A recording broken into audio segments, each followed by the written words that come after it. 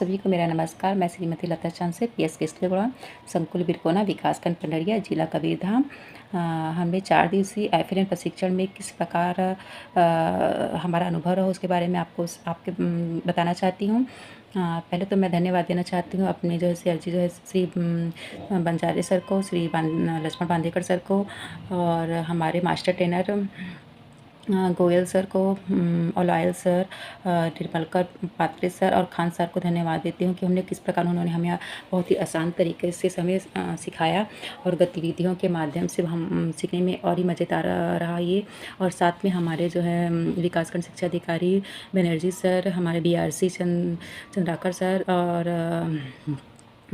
जिले से आए हुए अधिकारियों और को भी मैं धन्यवाद देना चाहती हूँ कि वे किस प्रकार हमें जो है बीच बीच में आके बहुत ही अच्छे तरीके से हमें समझाया गया ये हमारे लिए कितना उपयोगी है और हम नई शिक्षा नीति को किस प्रकार अपना करके स्वयं को अपडेट कैसे कर सकते हैं, नई टेक्नोलॉजी का उपयोग करते हुए बच्चों को कैसे सिखाएं और बहुत ही आसान बना दिया। हम ये सब आकर के हमें जो है हमारे साथ में मैं आपको यह बताना चाहती हूँ कि हमारा अनुभव कैसे रहा, हमें क्या क्या सिखाया गया। राष्ट्रीय शिक्षा नीति में हमें जो है किस प्रकार प्रिंट रिच वातावरण कक्षा में रहे। साथ में हमें साक्षरता शिक्षण के बारे में 4 ब्लॉकों में बताया गया, जिसमें मौखिक भाषा का विकास करना, पढ़ना लिखना व शब्द पहचान करने के बारे में बताया गया।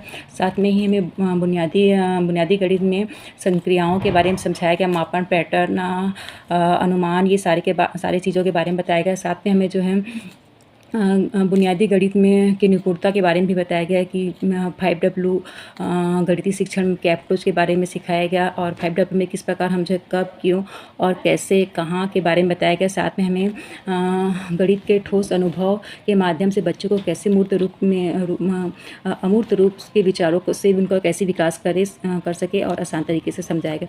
साथ में हमें गणित की शिक्षण में पाठ्य योजना में खेल गतिविधियों के बारे में समझाया गया, पुनरावृत्ति करना, आकलन करना समझाया गया।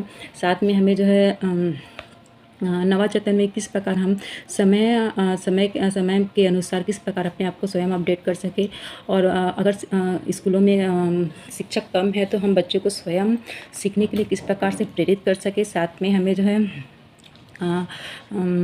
विषय मित्र बनाना, प्रिंट पीयर लर्निंग के बारे में बताया गया, गली मित्र के बारे में बताया गया, ग्रुप लर्निंग के बारे में बताया गया, सीखने के लिए नई टेक्नोलॉजी का उपयोग करके उनको उनके कौशल विकास के लिए किस प्रकार बच्चों को तैयार करें इसके बारे में हमें बताया गया।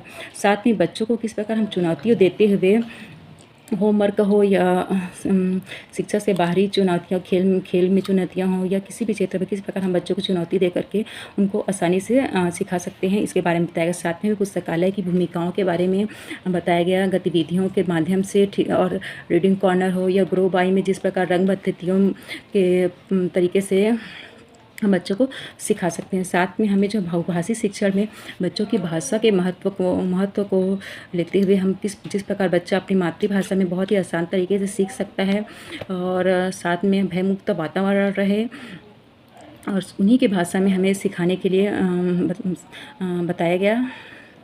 और जादुई पिटारा में हम बच्चों में कहानियों के माध्यम से, कविताओं के माध्यम से आसान तरीके से उनको सिखा सकते हैं। वैसे भी बच्चों को कहानियाँ सुनना या कविताएं सुनने बहुत मज़ेदार रहता है, ये हमारे लिए भी बहुत मज़ेदार रहेगा और ये अच्छा लगा हमें जो है ये अनुभव बहुत ही कारगर है। धन्यवाद।